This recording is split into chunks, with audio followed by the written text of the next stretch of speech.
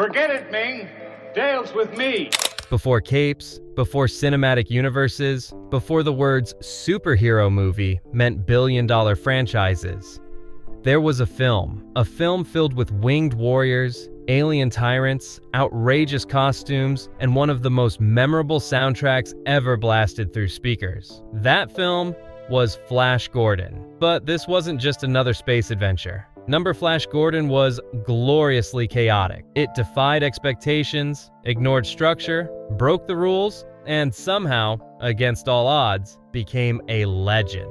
Behind the neon lighting and campy dialogue was a production that was equal parts disaster and miracle. Fistfights, last-minute rewrites, director drama, costume malfunctions. This film had it all. It was wild on the screen, but even wilder behind the scenes. In this video, we're diving deep into the strange, unbelievable, and unforgettable making of Flash Gordon. From casting chaos to last-minute soundtrack miracles, from almost starring James Bond to nearly killing one of its leads. Here are 20 jaw-dropping facts you've probably never heard. Let's saddle up. Number 1. When you look at old posters for Flash Gordon, one face stands out. A square-jawed, blue-eyed, golden-haired athlete named Sam J. Jones. A man who looked like he stepped straight out of a comic book panel. He was Flash Gordon. But behind that heroic pose was a reality far more complicated. Sam Jones was a former Marine. Tough, driven,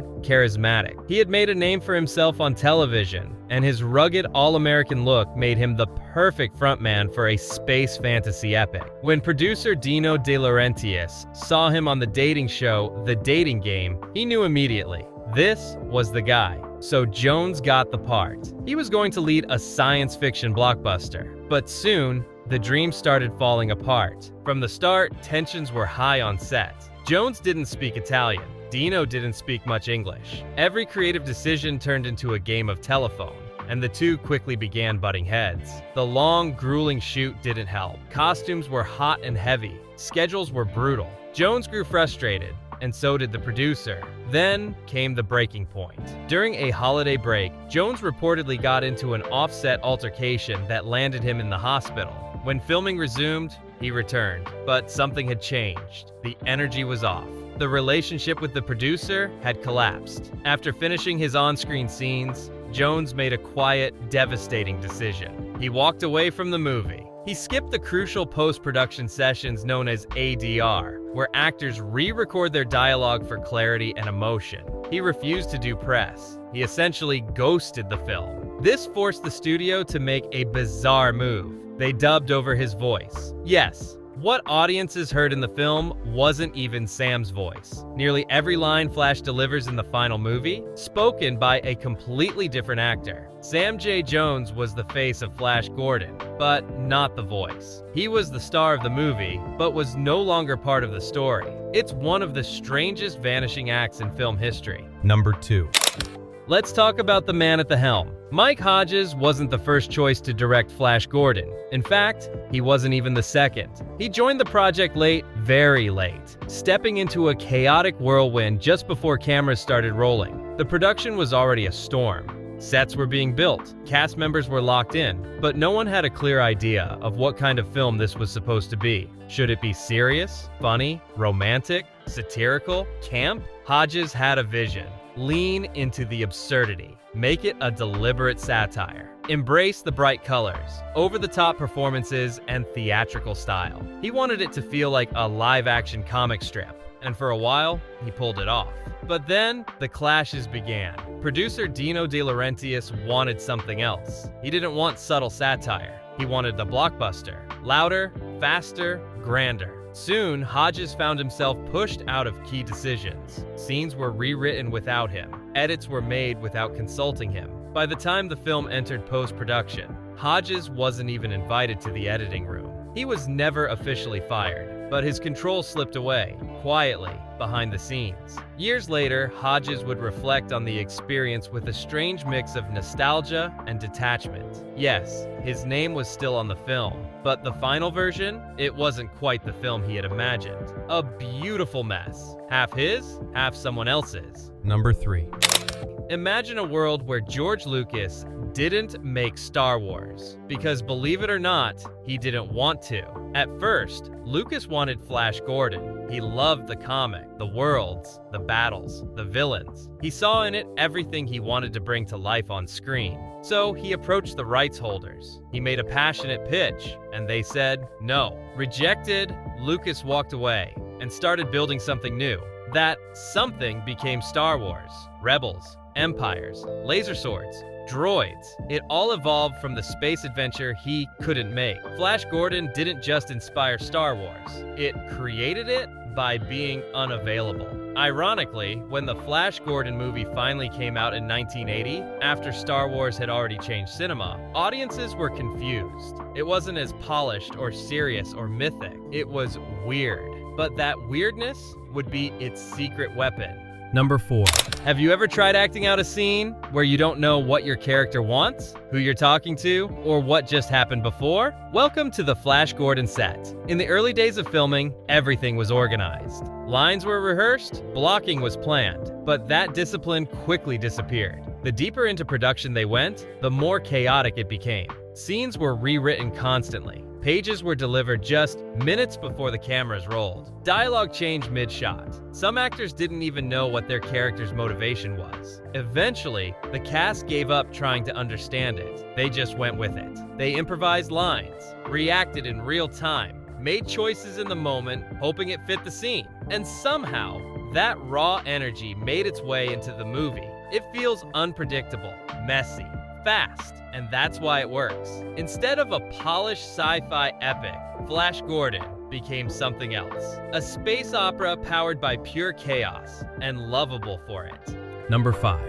Every great sci-fi movie has that one unforgettable moment. For Flash Gordon, it's a royal court turning into a backyard football game. Flash grabs an egg-shaped object and, out of nowhere, starts dodging, weaving, and passing it like he's at a high school scrimmage, not an intergalactic execution. Guards dive, fruit flies, allies cheer him on like teammates on a sideline. It's absurd, over the top, and 100% unforgettable. But here's the part few people know. That entire scene, completely improvised. There was no stunt coordination, no fight choreography, and no scripture for how it would go down. The crew had one instruction for the cast: just go with it. And they did. Brian Blessed, playing the winged Prince Voltan, started calling out plays mid-scene. Actors began tossing props as if they were in an arena instead of a palace. Guards tripped and tackled themselves for comedic effect. It shouldn't have worked. It should have been a disaster. But the chaos became legendary.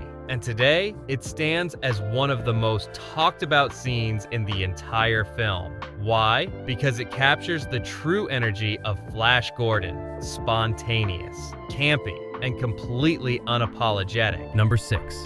Brian Blessed wasn't just acting in Flash Gordon. He was living it. From the first day he stepped onto the set, he brought a level of energy that defied every expectation. He didn't just say his lines, he roared them. But here's the kicker: Brian didn't stop with his dialogue. During action scenes, explosions, laser shootouts, aerial battles, Blessed made his own sound effects. Pew, pew, boom, zap, all with his mouth. Yes, a grown man, making spaceship noises like a 10-year-old with a toy blaster. And he loved it. The sound department, not so much. They begged him to stop. Politely at first, then not so politely. But Blessed was committed. Every take, every scene, he'd belt out his lines and follow them with his own audio fireworks. Entire scenes had to be re-recorded just to clean up his enthusiastic sound effects. But here's the thing, that wild, unfiltered joy, it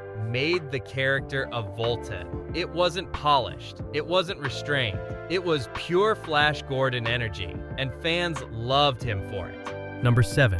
Imagine you're one of the most respected dramatic actors in the world. You've starred in The Seventh Seal, The Exorcist, and legendary art house films. And then someone offers you the role of a cartoonish space tyrant named Ming the Merciless. That's exactly what happened to Max von Sydow. When his casting was announced, the industry was stunned. Why would a classically trained, internationally acclaimed actor take on such a bizarre role? Well, Max had his reasons. First, he saw it as a challenge, something wildly different, a break from serious, stoic roles. But during filming, doubt crept in. He hated the costume. Heavy, stiff, almost impossible to move in. He found the script hard to follow, and at times he wondered, is this a parody, a joke? He worried the role might damage his legacy, that critics wouldn't understand, that fans wouldn't take him seriously anymore. But something unexpected happened. When the film hit theaters, audiences loved his performance. Critics called him the highlight of the film. Fans dressed up as Ming at conventions. He became iconic, not in spite of the absurdity, but because of it. In the end, what von Sydow feared would ruin his image became one of the most beloved roles of his career. Number 8. Before Sam J. Jones landed the role of Flash Gordon, the casting process was a Hollywood roller coaster. Dozens of big names were considered, and some came this close to being the face of the galaxy. Kurt Russell read the script and passed immediately. He thought the whole thing was too silly, too out there. Dennis Hopper was also in talks, but his interpretation of Flash was reportedly too strange. And then there was Arnold Schwarzenegger. The producers liked him. He had the look, the building, the charisma. There was just one problem. No one could understand him. His accent, still thick and unpolished, made producers worry that audiences wouldn't connect with him. So they passed. And then, in the most unexpected twist, producer Dino de Laurentiis picked a guy he saw on The Dating Game. That guy? Sam J. Jones. It was a roll of the dice. A total wild card. But in true Flash Gordon fashion, the gamble worked. Kind of. Jones brought the look, the energy, and the charisma, even if his voice was later replaced. Number 9. Long before filming began, Flash Gordon was imagined as something far more artistic. Producer Dino de Laurentiis didn't just want a sci-fi flick. He wanted cinema, prestige, article. So he reached out to Federico Fellini, the Italian master of surrealism, and to Sergio Leone, the genius behind the good, the bad, and the ugly. Why them? Because both men were lifelong fans of the original Flash Gordon comic strip.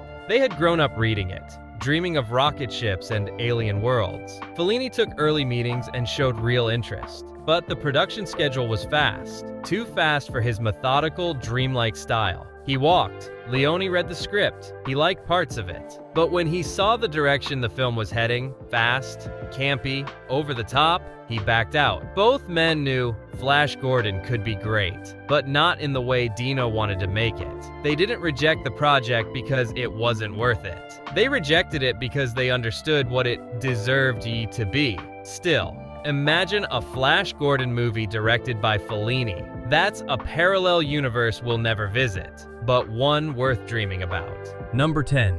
One of the first things people remember about Flash Gordon: the costumes. Metallic suits, towering helmets, shimmering wings, royal capes, golden armor. On screen, they looked like the future, like comic book panels come to life.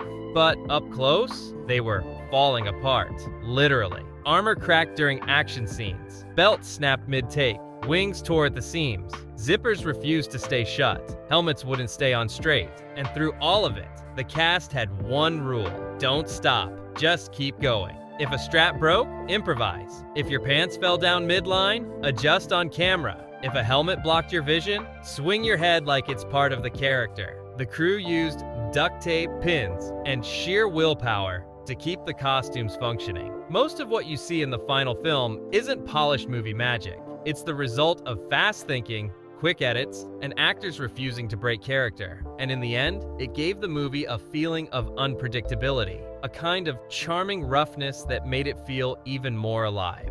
Number 11.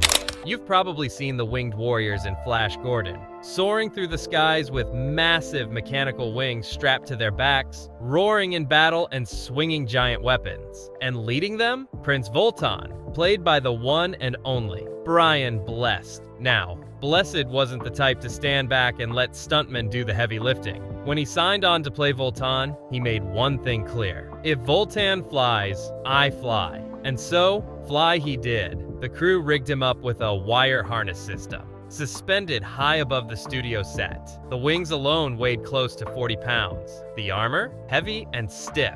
The harness? Painful and tight around the ribs. But Blessed powered through it, until one day, everything almost came crashing down, literally. During an early flight test, the rig failed. Blessed, suspended several stories above the soundstage, dropped. There was no crash mat, no safety net. Just luck, timing, and a few crew members nearby who helped break his fall. It could have ended in tragedy. Instead, Blessed stood up, brushed himself off, and got back into the rig. No complaints, no drama, just the determination to finish the scene. That's the kind of spirit that ran through this production. It wasn't safe, it wasn't always smart, but it was all in. And Voltan, he didn't just fly, he soared into cult film history. Number 12. As if winged warriors falling from the ceiling wasn't enough. Halfway through production, the crew faced another challenge, this time from below. A plumbing disaster struck the studio. Pipes burst, water poured through the walls. The entire soundstage flooded. Props were soaked, costumes ruined, electrical equipment shorted out. And instead of shutting everything down, they kept filming. That's right, an entire scene was shot on a flooded floor with ruined backdrops, malfunctioning lights, and actors trying not to slip mid-take. Amazingly, some of that footage made it into the final cut, and you'd never know. The chaos was hidden behind lighting tricks, camera angles, and the sheer commitment of the cast. Because on the Flash Gordon set, disaster wasn't an obstacle, it was the vibe. Number 13.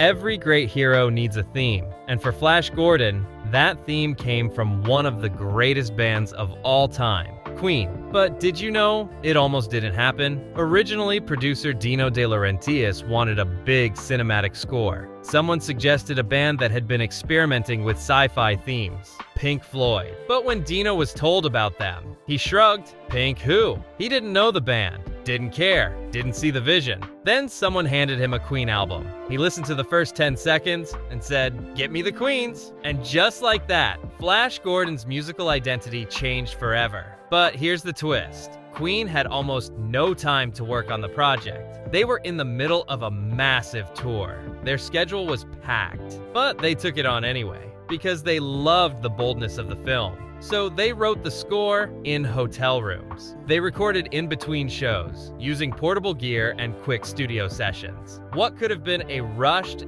disconnected effort turned into one of the most iconic soundtracks in movie history. The pulsing synths, the soaring vocals, the operatic energy. Flash! Even people who've never seen the movie know that line. Queen didn't just create a soundtrack, they created a battle cry. Number 14. Flash Gordon was always meant to be bold, theatrical, and full of campy fun. But one scene pushed things further than anyone expected, and it almost cost the film its release in several countries. We're talking about the wedding scene. Ming the Merciless is preparing to marry Dale Arden. She's a prisoner, dressed like a bride, while Ming makes grand declarations in front of an audience of aliens and royal guards. On paper, it was supposed to be a classic sci-fi moment, a helpless bride, a tyrant's wedding, a last-minute rescue. But when censors in countries like Ireland and Singapore watched it, they weren't laughing. The tone of the scene felt dark. Ming's threats toward Dale, though meant as comic exaggeration, came off to some reviewers as too intense. Ratings boards flagged the sequence immediately. Some countries wanted it cut entirely. Others demanded a stricter age rating. Some even threatened to ban the movie outright unless changes were made. In the end, the scene remained, mostly intact, but just barely. And it stands today as one of the few moments in Flash Gordon where the camp dips into something more serious. Even in a world of lasers and lizard men, tone matters. Number 15.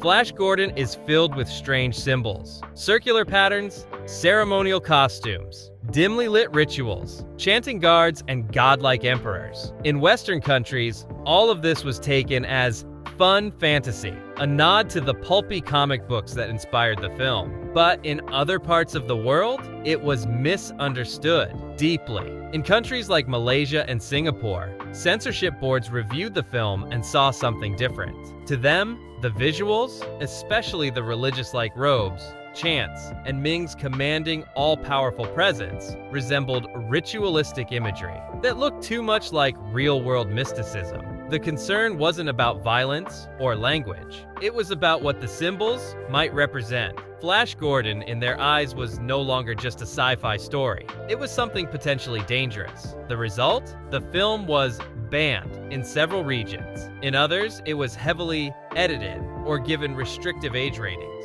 Some family theaters pulled it from their lineup entirely. It was one of the strangest censorship cases in film history, all because the film's visual style, intended to be playful, was read through a very different cultural lens. Number 16. Before the movie, before the soundtrack, before the actors and chaos, there was a vision, drawn in pen and ink by one of the greatest comic artists of all time, Al Williamson. Williamson helped define Flash Gordon for an entire generation of readers.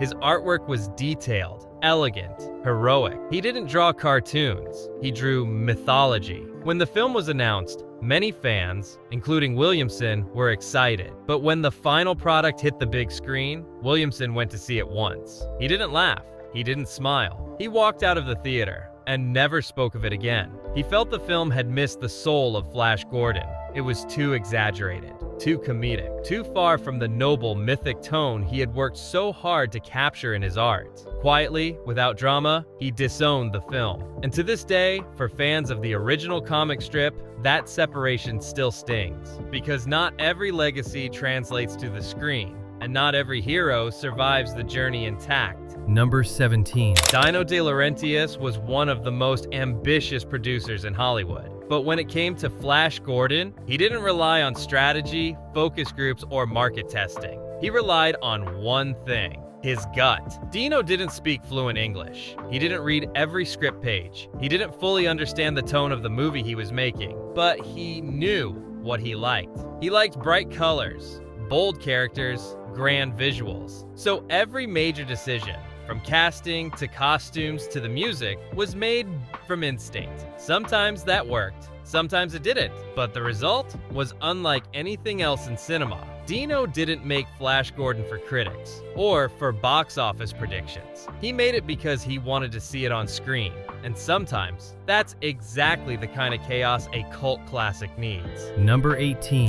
When Flash Gordon premiered in the United States, expectations were high. After all, it was released just 3 years after Star Wars. Science fiction was booming, but when the film hit American theaters, audiences were confused. They were expecting lightsaber duels and serious galactic wars. Instead, they got football fights and winged warriors yelling battle cries. Critics didn't know what to make of it. The box office, underwhelming. In the US, Flash Gordon faded fast, but across the Atlantic, the UK fell in love. British audiences got the humor. They embraced the over-the-top acting, the Queen soundtrack, the neon costumes. The film aired regularly on TV. Posters filled shops. Lines were quoted in pubs and classrooms. In the UK, Flash Gordon didn't just survive, it thrived. And decades later, it remains a beloved piece of British pop culture. Proof that sometimes you don't need to be a global blockbuster. You just need to find the right planet. Number 19. Of all the fans who loved Flash Gordon, one stands above them all: Queen Elizabeth II. In a 2020 interview, Brian Blessed, our loud-winged hero, shared an unexpected story. He claimed that Her Majesty once pulled him aside and whispered that she loved the movie. Not just liked it, loved it. Especially his now famous line, "Gordon's alive." According to Blessed, the Queen would re-watch the film with her grandchildren during the holidays. No cameras, no public statements, just a royal family, enjoying a cult sci-fi classic. It sounds unbelievable, but with Flash Gordon, nothing feels too far-fetched. Number 20. After Flash Gordon gained cult status, producers began to dream up ideas for a sequel. But not just any sequel. One pitch made the rounds that was so wild, so unexpected, that it almost defies belief. What if James Bond and Flash Gordon cross paths? Yes, a sci-fi space opera. MI6 meets Mongo. The idea was real. Early sketches were drawn. Story treatments were written. The concept? James Bond is sent into space during a Cold War crisis and finds himself facing off with Ming the Merciless. Flash and Bond teaming up, gadgets, lasers, space espionage. It never got past the planning phase, but for a brief moment in Hollywood history, the two most iconic British heroes were almost on the same screen. And honestly, we kinda wish they were. Flash Gordon wasn't supposed to last. It was too messy, too loud, too strange. But that's exactly why it stayed. It didn't follow trends. It didn't chase approval. It dared to be different and became a legend for it. Bonus.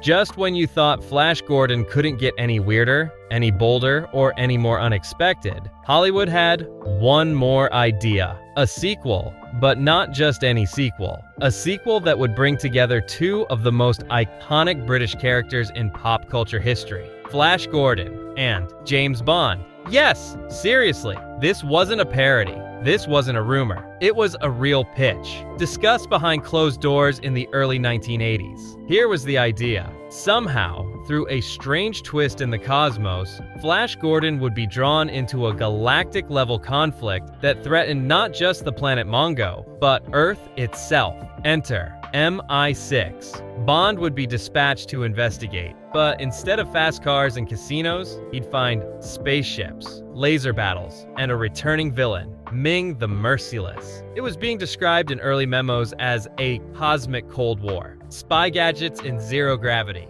laser watches, winged warriors working with secret agents. Imagine it, Bond in a tuxedo, walking through an alien palace, Flash Gordon charging into battle, flanked by MI6 agents, Ming the Merciless, returning with a new plan to conquer both Earth and Mongo. It was wild, it was risky, and it almost happened. Early treatment documents exist. There were rough sketches, concept art, studio conversations. One version even imagined Ming disguising himself on Earth, manipulating world leaders from behind the scenes, while Bond and Flash raced to uncover the truth. The title? That was never finalized. But rumor has it, it was something like Flash Gordon 2, Operation Starfire, or 07, The Galactic Protocol. Of course, the sequel never got off the ground. The studios got cold feet, legal rights got messy. The tone was hard to balance. How do you blend camp sci-fi with sleek espionage? In the end, the project was quietly shelved. Never filmed, never announced. Just a few pages buried in a filing cabinet of what-if history. But still, the idea that at one point in time, someone seriously thought, let's put Flash Gordon and James Bond in the same movie, is one of the most glorious almosts in Hollywood history. And now, we've reached the end of the galaxy. 20 wild facts, one impossible sequel, and a film that somehow defied the odds and became a cult legend. If you made it this far, tell us in the comments. Would you have watched the Flash Gordon James Bond crossover? What would you title it? Who would play the new Flash? What gadget would Bond use in space? Smash the like if Flash Gordon lives on in your memory. Subscribe for more behind-the-scenes stories like this one, and always remember, Gordon's alive, and he never really left.